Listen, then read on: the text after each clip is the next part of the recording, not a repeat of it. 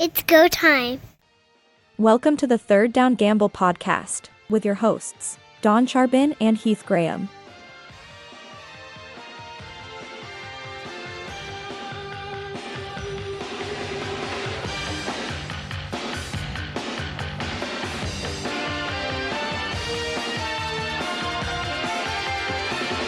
You would think there's an off season in the CFL, but Grey Cup is in the books. We have a great interview with the voice of the Saskatchewan Roughriders coming up in our next podcast episode after that. So make sure you listen for that. Dave Thomas, just a great guy. Let's go for this, though. It seemed like we had literally just finished the last episode with Andrew Hoskins of the Terce District, and right away, the news started flying.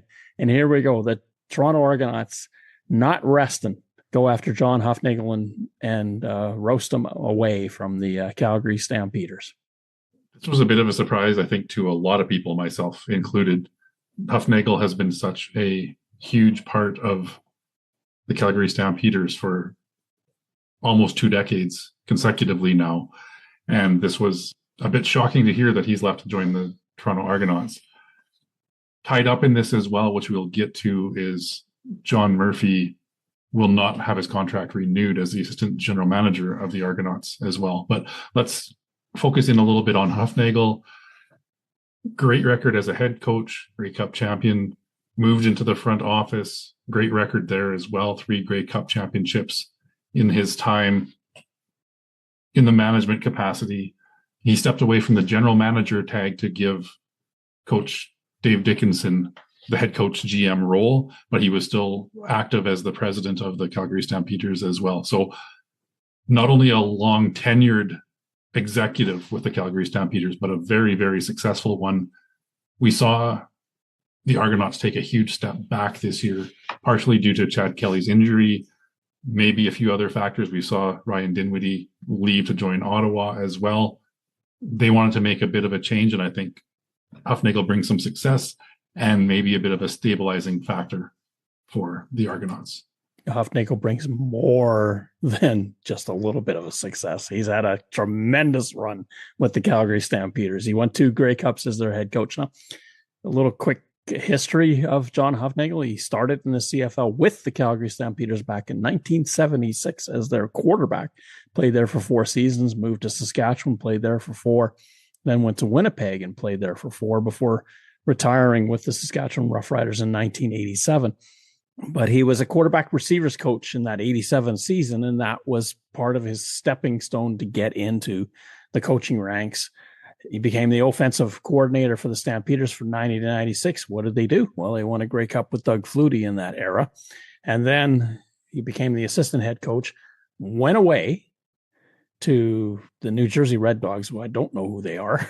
Sorry. Arena Football League. Thank you. And then the Cleveland Browns, Indy Colts, Jacksonville Jaguars, and the New England Patriots, and the New York Giants. So he's had a run of the eastern side of the United States before he came back to the Stampeders with the head coaching job, which he took the team to the Grey Cup victory in that season against Montreal. And there's a great speech that he gave to his team just prior to the game about anywhere else in this world you'd want to be right now. And that team just about blew the doors off coming out.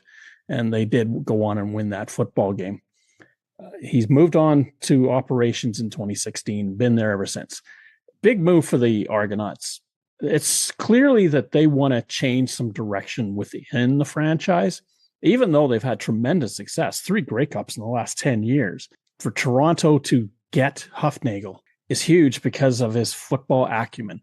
If there's one thing that Hufnagel was able to do, that was to have not only a strong team on the field, but a pipeline coming toward it. Exactly. And I think we need to continue to pile the accolades on for John Hufnagel.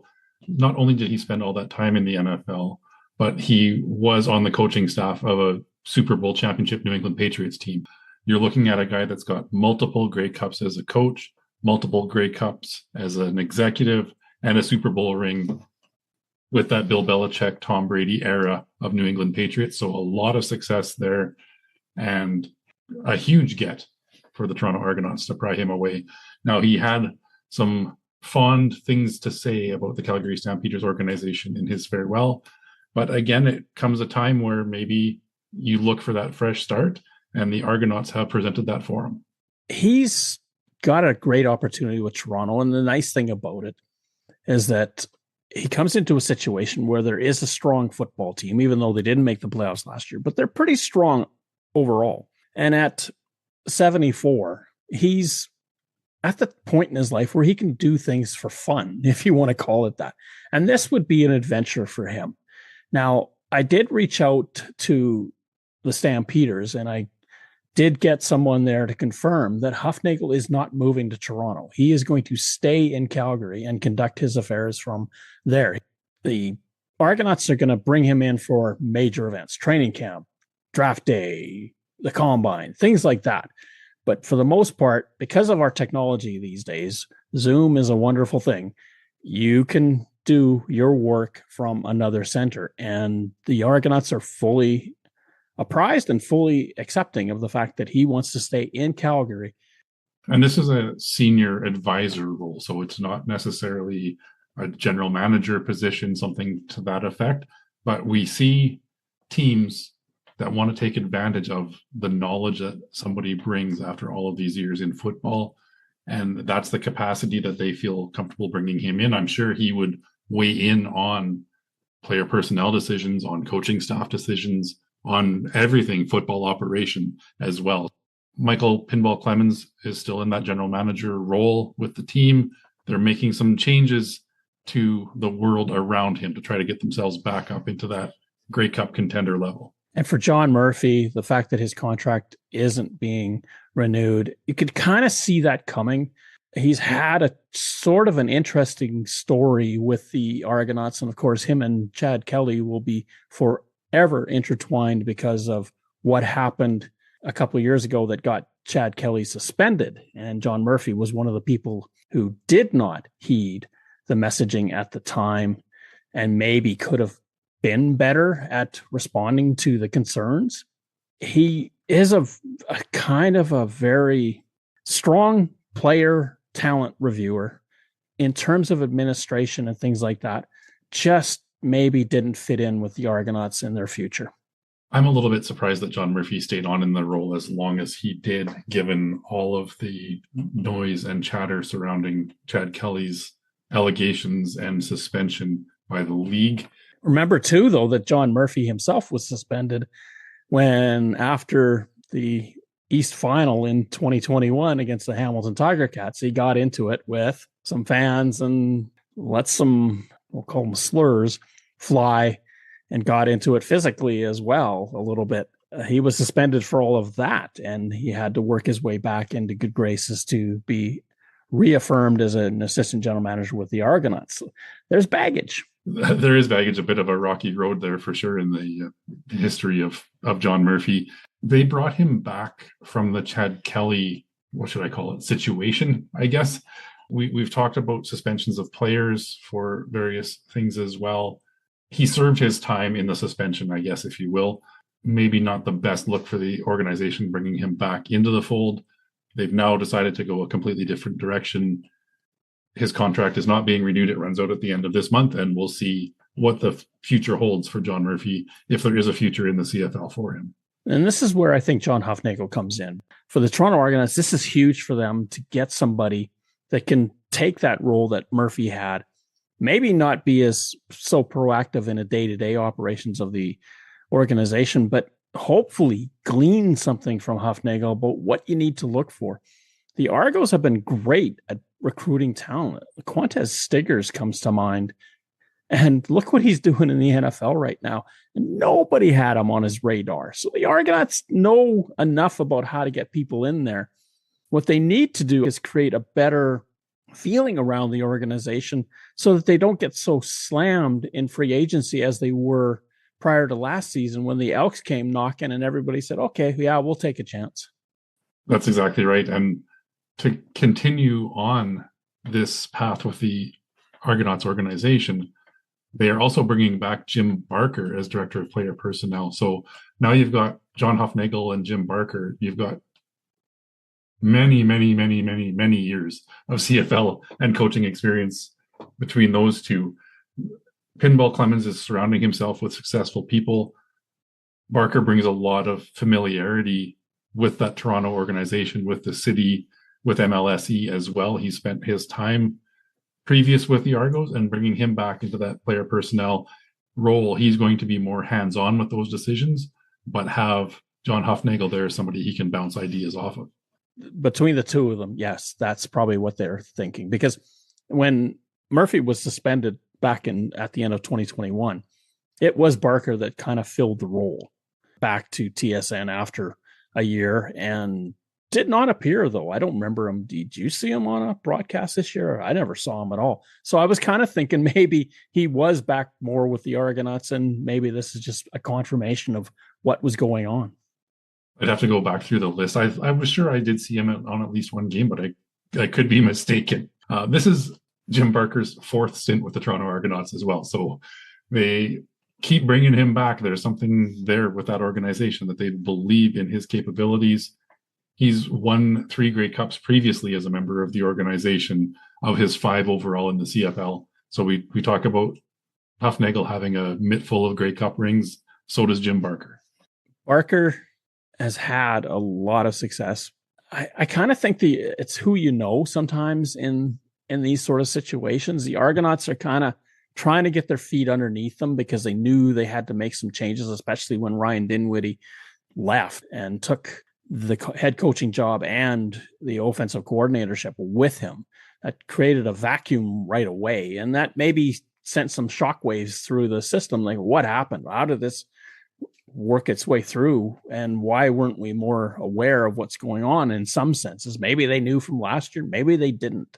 It's all speculation. But the Argos, optically, they want to be seen as proactive. They want to see themselves going forward. This type of season that they just had is not acceptable. I still think that they're a team that's close, that they weren't that far away. We'll see what bringing back everybody that they used to have in the building feels like, Hufnagel being the exception, and see how this plays out. Well, they're going to have a first-year head coach in Mike Miller at the helm as well. So it looks like they are giving him all the tools and all the experience of people with vast player personnel knowledge to put the best team around him. Now it's up to Miller to make sure that what he's given can perform on the field. For Mike Miller, he came out strongly right off the top, said if Chad Kelly is healthy, which I expect him to be, he's my starting quarterback. I kind of like that in a way because you go out and you stake your claim. You put it out there right now. This is how we're going to be. This is the person that's in charge of this offense. This is how it's going to happen. And he did tout that they've got a great relationship based on strong competition. I'll put it that way. If he needs a strong-willed quarterback and needs somebody that he can lean on for leadership, Chad Kelly, this is his chance, right? It is 100%. And this is somebody that Mike Miller feels comfortable with. They have that working relationship from the past several seasons. We've seen Chad Kelly with success as quarterback in leading a last-minute comeback to win the Grey Cup. He helped put up a record-breaking regular season for the Argos as well. All of that with Mike Miller in that coaching staff.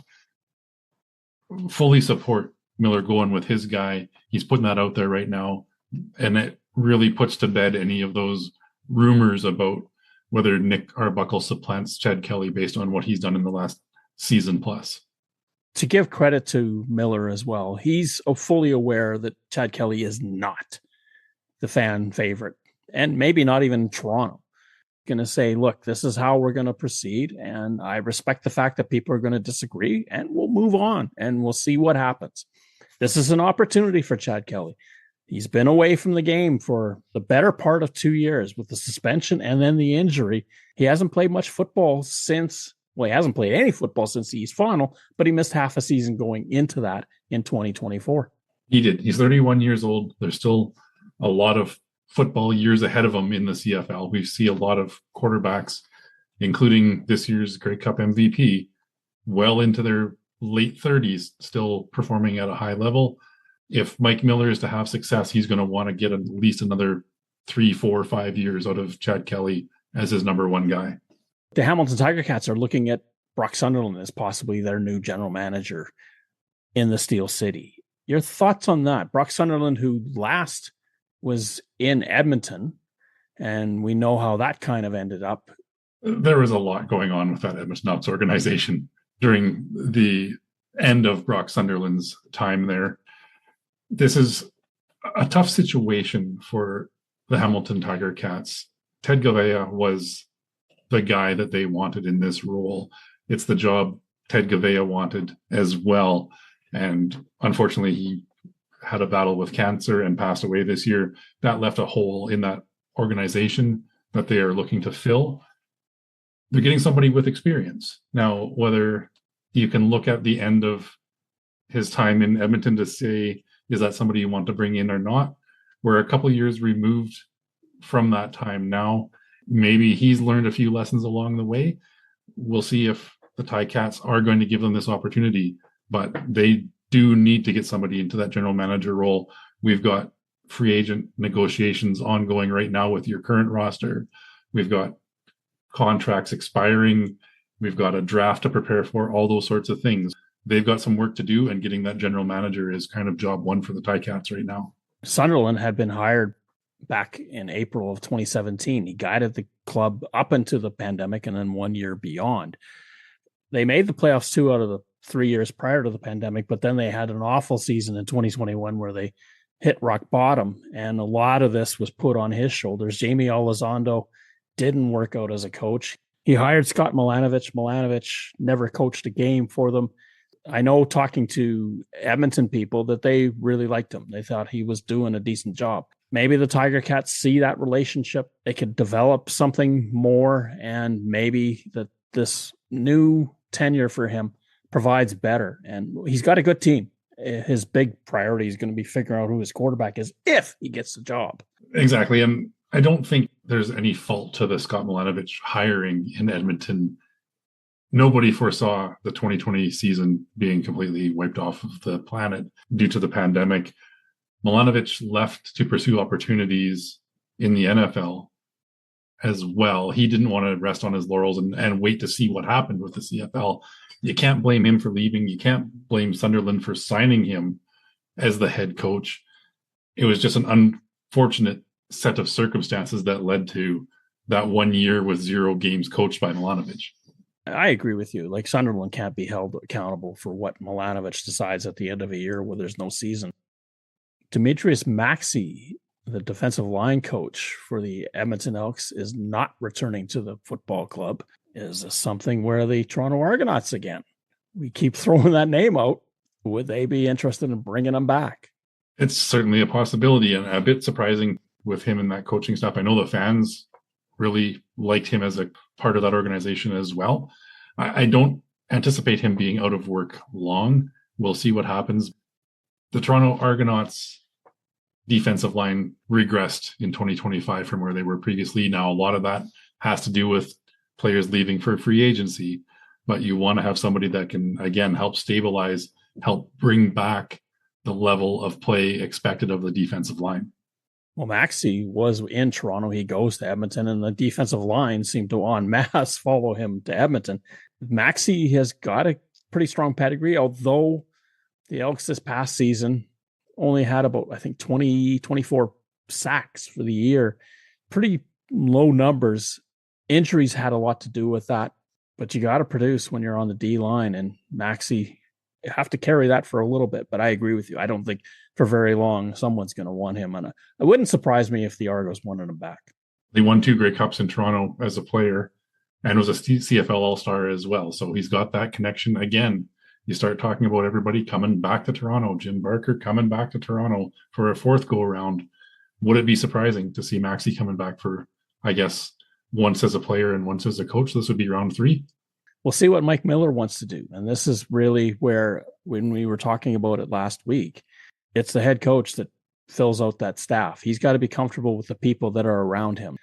he clearly would have crossed paths with Maxey when Maxey was in Toronto. Is he sufficiently satisfied that that's the type of person he wants to lead that defensive line, especially?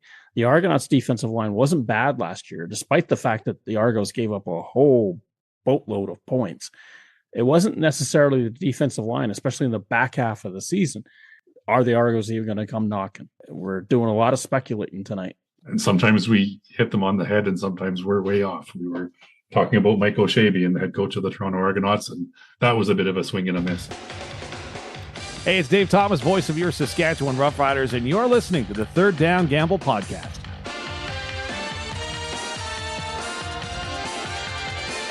The tamper window is not open yet for other teams to pursue free agents. However, a lot of teams are working hard to lock up their key pending free agents. And the biggest one of this past week was the BC Lions signed Keon Hatcher to a multi-year contract extension. Teams aren't waiting even for free agency for their players. Already Montreal signs Davis Alexander with an extension through 2028. And Ontario Wilson in Winnipeg is also signed for 2 more years through 2028. It is a huge deal for Keon Hatcher. He's getting paid. He's up there as, in terms of dollar value, is one of the top paid receivers in the Canadian Football League. If he gets all of his bonuses and everything and there's a lot of upfront money and a lot of guaranteed money tied into this, where before, if you remember on this podcast, we talked about him having to earn it. In other words, he had to have performance bonuses paying his way to get him to the salary that he was at. So this is a lot more faith that the BC Lions have put into him. And a lot of what the fear was before was he had ripped up his Achilles in the West Final against the Winnipeg Blue Bombers, and people were scared. What happens that following season? Well, that following season, he didn't have much of a season. The season after, he definitely improved. But last year, wow, did he go off the charts. He did, and I don't know if there's anybody happier with this signing than Nathan Rourke, quarterback of the British Columbia Lions.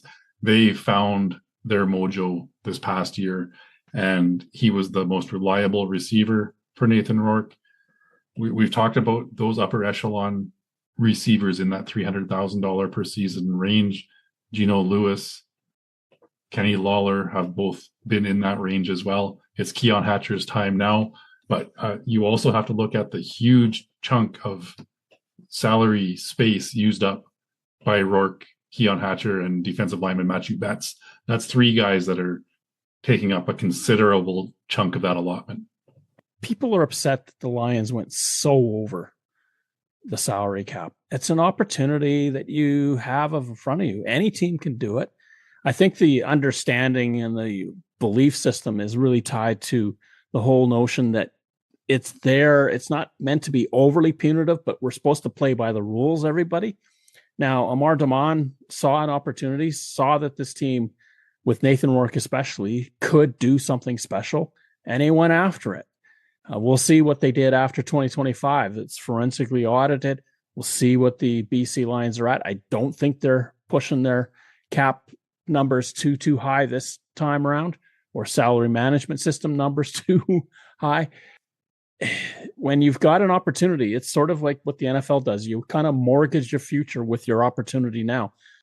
You do, and I think most people are understanding of that first $100,000 overage that you pay a dollar for dollar fine. The fact that the Lions forfeited 2 draft picks was a bit of an eye-opener for people, and I hope that that's not the future of this cap management system, the salary management system, if you will. I don't like to see that excessive abuse of it. The BC Lions absolutely went all in to try to win a Grey Cup at home. I can't blame them for it. I just don't want to see it year after year.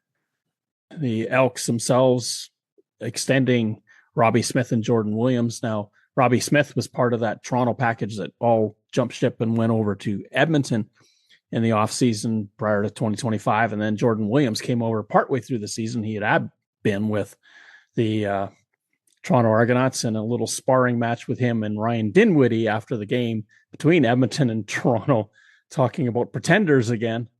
This is a great opportunity for Edmonton to shore up that D line.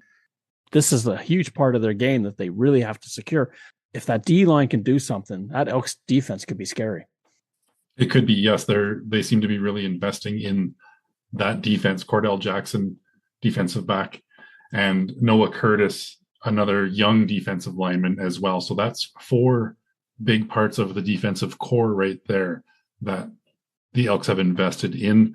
They obviously see room for improvement, but they let Demetrius Maxey walk in the coaching staff part of this, but they're investing in the players and they want to see growth.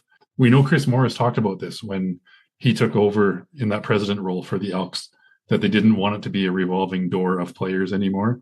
We're seeing that. We knew they were going to take a year or 2 to get the players in place that they wanted, and then they were going to work on retaining them. And that's what we're seeing now. I think it bodes well for the Elks to see this many of their pending free agents choosing to re-up with them right now and not test that free agent market.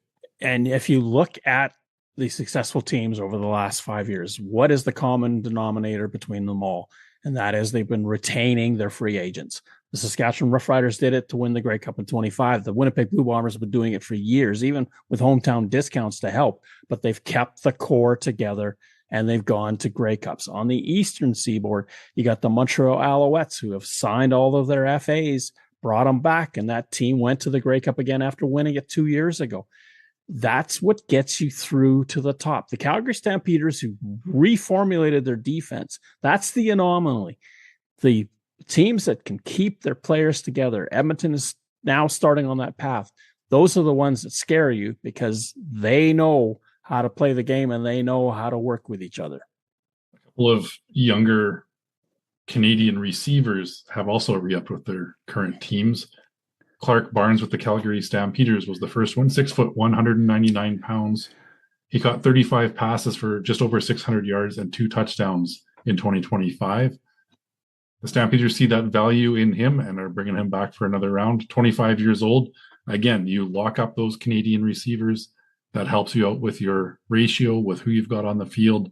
And this is a great extension for the Stamps.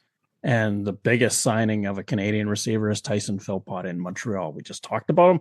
Well, he's signed through 2027. He has $100,000 in a signing bonus, which is part of a $275 in hard money for this upcoming season. He can earn $285 in hard money in 2027, which includes a $100,000 base guarantee. The Alouettes had to pay him. They did. A great signing again. We saw him be a difference maker in games. He can bust a game wide open when he's on. Had a couple of injury hiccups here and there early on in his career so far, but also only 25 years old. Put up great numbers in 2025. Somebody that I believe is going to be a long-term star in this league, and the Alouettes certainly want him to be a part of that. They've got Davis Alexander at quarterback, another young guy with a lot of promise. Lock up some young talent and they could be a contender for years. Just looking back at his year with the Alouettes, 61 catches, 804 yards, fairly decent numbers in only 12 games.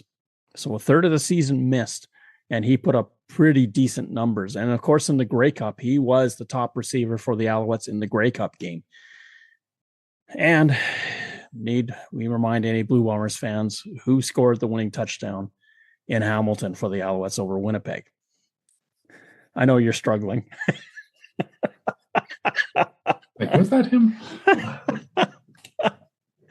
Keeping with the Montreal Alouettes, they have also re-signed Pierre-Olivier Lestage to a long-term contract extension. Offensive lineman to help shore up as well. So you've got those assets in Philpott and Davis Alexander. Now you want to get a guy out there to help protect him. Calgary did the same thing with Bryce Bell. They've picked him up for a couple more seasons. Getting your offensive line set is massive. And you think back to what Saskatchewan went through in 2024 when they had a revolving door of offensive line. Well, this past year, they basically started 7. 3-year extension for Lestage as well. Again, you're not just locking him up for 1 year. You get those extra couple of years as well and really allow this team to grow together. And of course, Trevor Harris is re-upped with the Saskatchewan Roughriders, or the Grey Cup winning quarterback has signed on for 1 more season. He's going to be 40 when this season gets going. I'm of the belief 40 is the new 35. That these guys are finding the fountain of youth somehow. It does happen. We know of players in the NFL that have played late. We know that there was a kicker in Winnipeg that played till he was 48. Louis Pasaglia, I believe, played until he was 40. You've got an offensive line that keeps you clean. I think I could quarterback the Rough Riders right now. Well, maybe to 1 or 2 wins. I don't know if you could have quite the same success as Trevor Harris. I didn't say I'd win. I just say I'd play. But again, we know he alluded to this on Grey Cup Sunday and very shortly after as well, that he didn't feel he was done, that he felt he wanted to help run it back. And that seems to be that core belief of the Riders organization right now is he got them there. Let's all stay together. Let's run it back for another one. Great to have that consistency. And in that quarterback room as well, short yardage specialist Tommy Stevens is now signed through 2027. So again, you get a couple more years with him on those second and short, third and short, almost guaranteed plays. Gives a lot of confidence to Trevor Harris. He knows when he can head to the sidelines, Stevens is going to turn around and get him right back on the field. That's massive. And I don't know where this leaves Jake Maier in all of this. He's the one outlier that I'm kind of curious to see when free agency comes and what happens in Hamilton. Do they sign all 3 quarterbacks before they hit the market, or does Hamilton let one of them loose? Does Ottawa keep everybody? A lot of questions in terms of what quarterbacks are going to be available. And yes, there are very few starting positions. Backup jobs are there.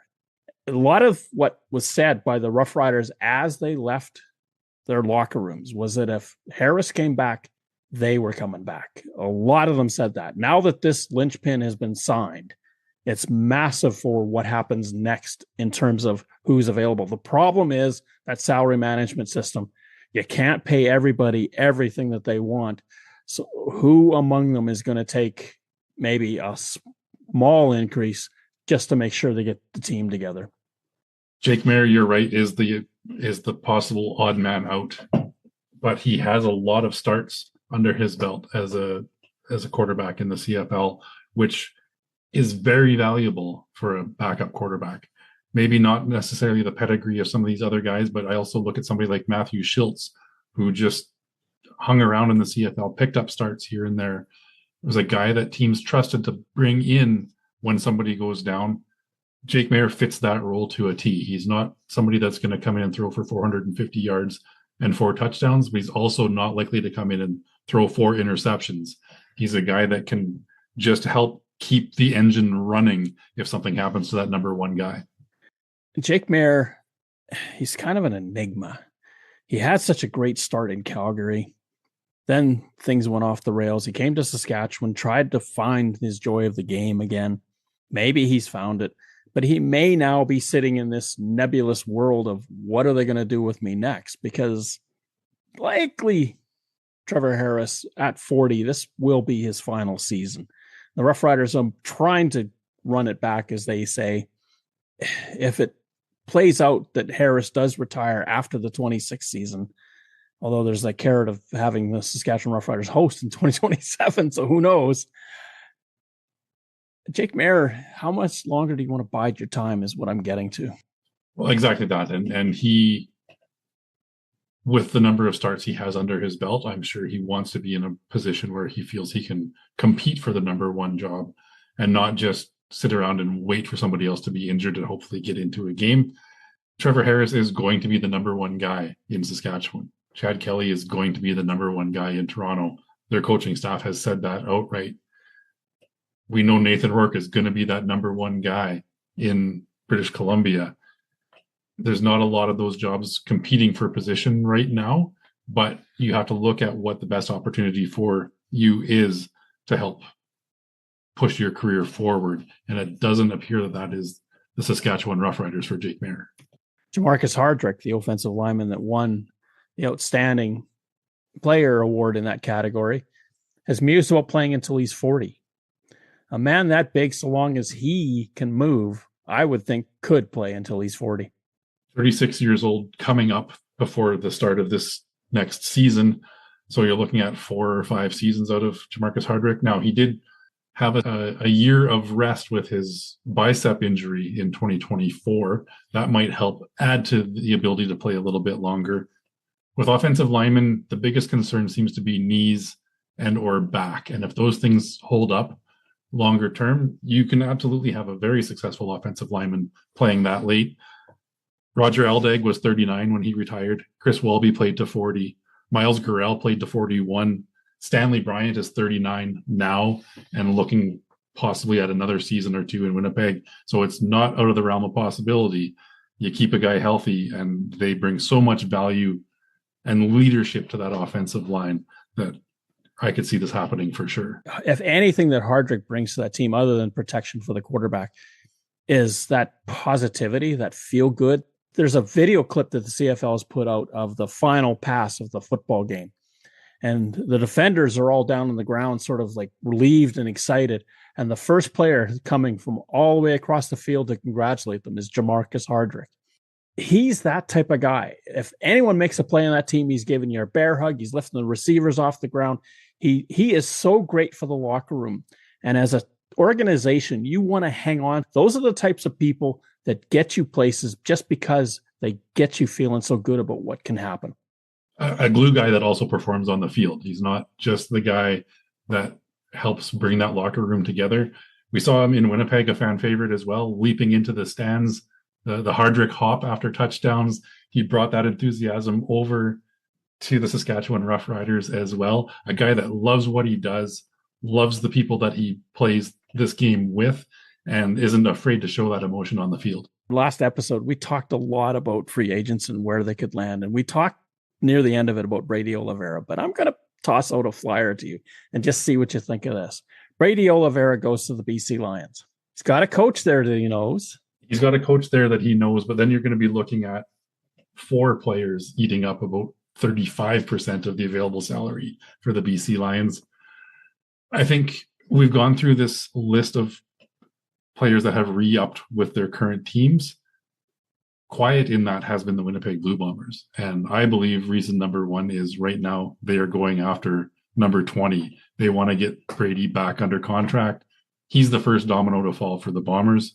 If they can lock him up before that negotiation window opens, you'll see more movement of the Winnipeg Blue Bombers. If you don't, he is going to continue to be the top paid running back in this league, wherever that is. And the Bombers better hope it's with them. I don't know if BC has the money available, but there would be a lot of teams that are going to be throwing offers his way. BC may be making some changes in their defensive secondary. TJ Lee, Gary Peters, they may be on the way out. Now, TJ Lee came in partway through the season and really was a boon to that defensive secondary. The Lions could be dumping salary there. They could be dumping salary at running back in a sense if James Butler gets released and then they pick up Brady Oliveira. And I'm just thinking that with Buck Pierce as his offensive coordinator, he flourished in Winnipeg. Now, granted, an offensive line as good as Winnipeg helped a lot. I just think the temptation to be there. The only other place it could be a draw, I don't think Hamilton's at play, Montreal, Toronto, maybe Toronto. Toronto's at play, but Saskatchewan. But what do they do with AJ Ouellette? And they can't really play games around that, waiting to see what Brady's going to do. So I think the Rough Riders will probably bring back Ouellette regardless, even though there's that connection with the running back coach in Saskatchewan. But you're thinking that the connection with Andrew Harris might be the draw to bring him to the Saskatchewan Roughriders. I wouldn't rule out Hamilton either. And the reason I say that is Ted Cavalla brought 7 or 8 former Bombers with him to the Hamilton Tiger Cats. So there's some familiarity there. Yes, Ted is gone, but there's a lot of other players with that Tiger Cats organization that Brady formed bonds with in Winnipeg. You've also got Drew Brown in Ottawa. We don't know exactly. They didn't get a ton of playing time together, but they were both on that Bombers organization in backup roles together. So they had some time in practice. That might be a landing spot as well. Like I said, I'm leaning towards him staying in Winnipeg, but the contract is going to have to be there. I don't think there's much of a hometown discount on the table this time around like there was with his last contract. But Hamilton has Greg Bell, and Greg Bell rushed for over 1,000 yards last year. Are you going to say to me that a guy that puts up 1,038 yards is going to be shelved in favor of Brady Oliveira? He's younger. The other thing Brady Oliveira has going for him is a Canadian passport. So that running back position is a ratio changer if you've got a Canadian starter and a Canadian backup. They've re-signed Johnny Augustine in Hamilton. He was part of that Bombers Canadian running back core as well. That might fit in there. So I wouldn't rule Hamilton out of this market either. Greg Bell, yes, 1,000-yard rusher. Third down.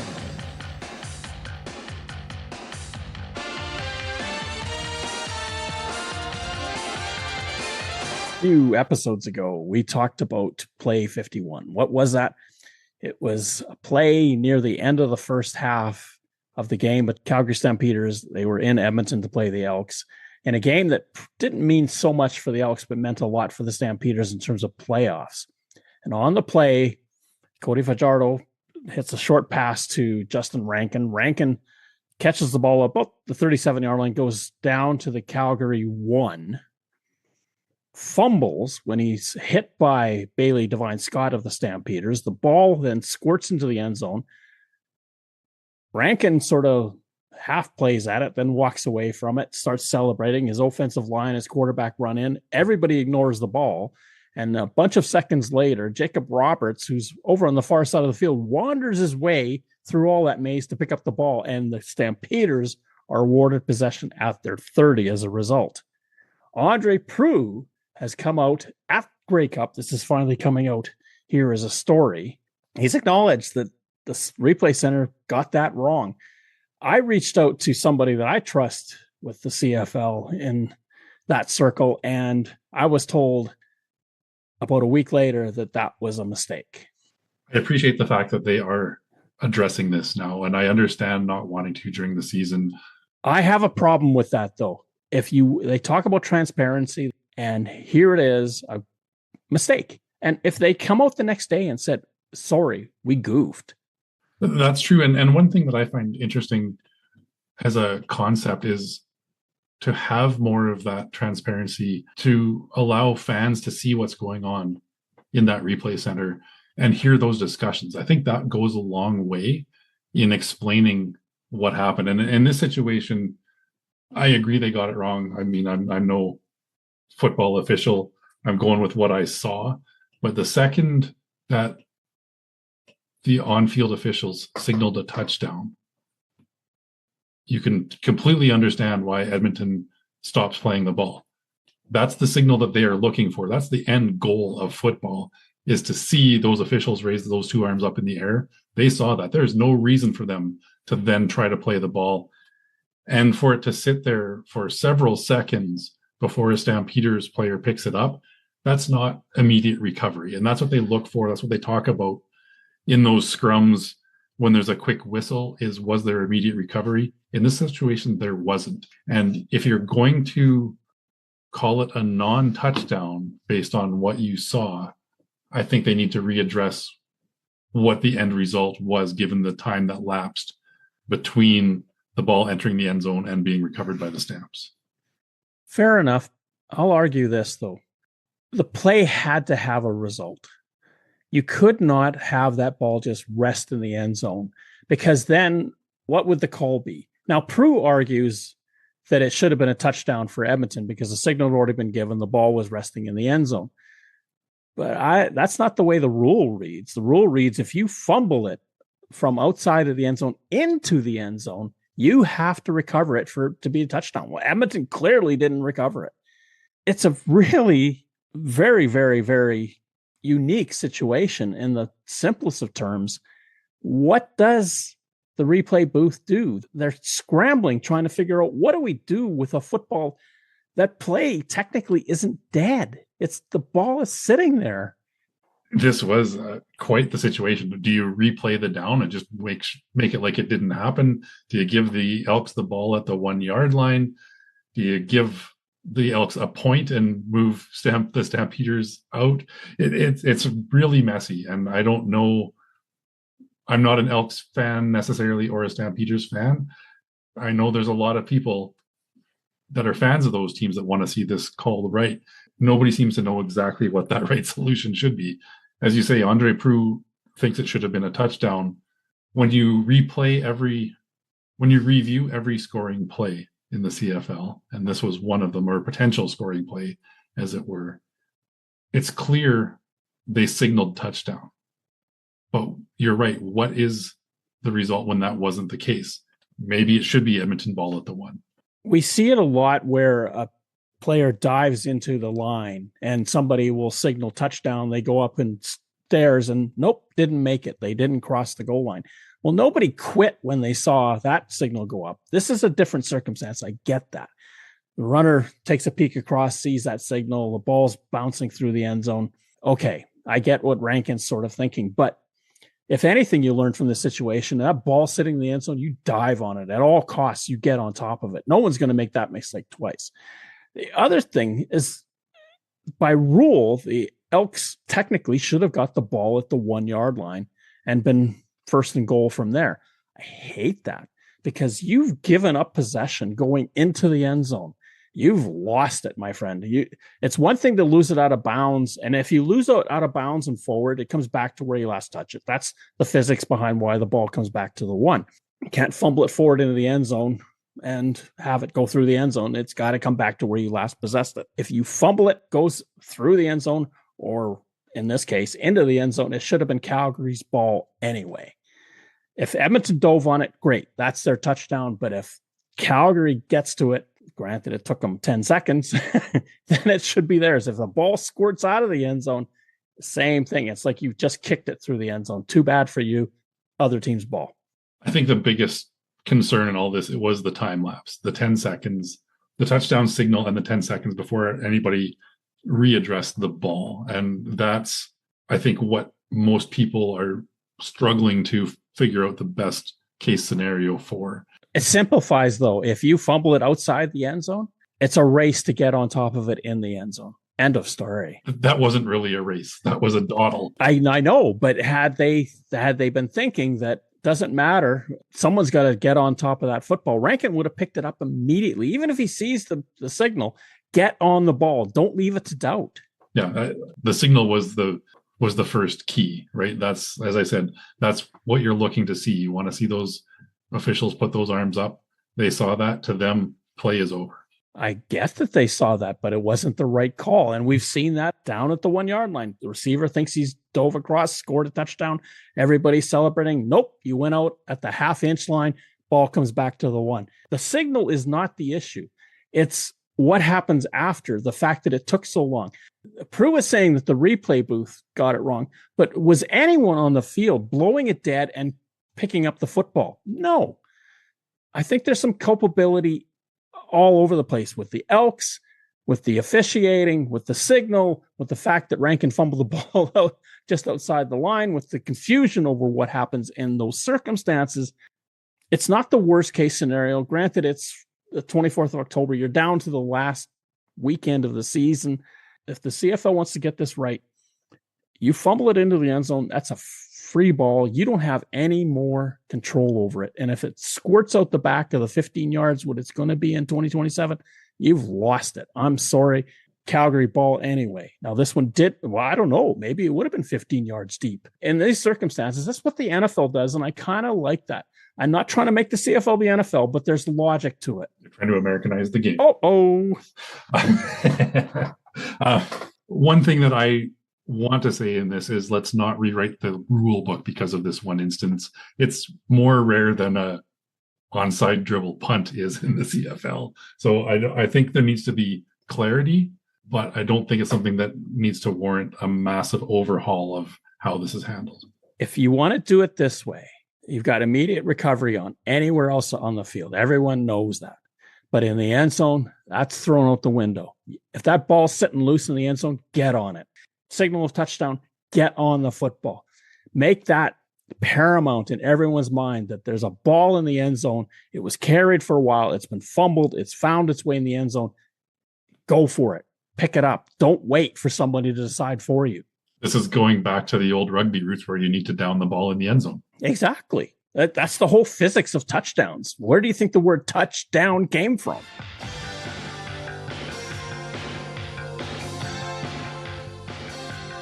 Third Down Gamble uses the expert resources of the Canadian Football League and 3 Down Nation.